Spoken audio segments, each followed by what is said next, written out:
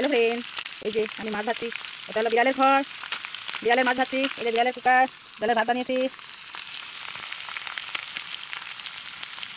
মাছ ভাজছি, বিড়াল বসে আছে। বিস্কুট বিস্কুট দিয়েছি, বিস্কুট দারুণ ভাত দিয়েছি। খাইনি, আরও মাছ ভাজা লাগবে, মাছ দিলে আবার খাবে। এই আজকে কুল উঠিয়ে রেখেছি, আগে কুল বাটা খাবো। খুব টোঙ্গার মধ্যে কুটে কুটে কুটে কুটে কুটে খাবো।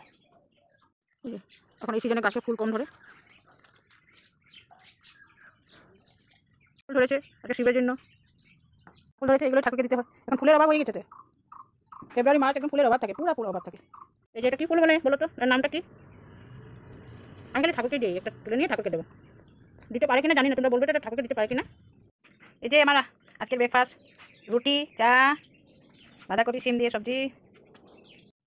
এই স্নান করে আমার পূজা দেওয়া হয়ে গেছে, পুজো করেছি।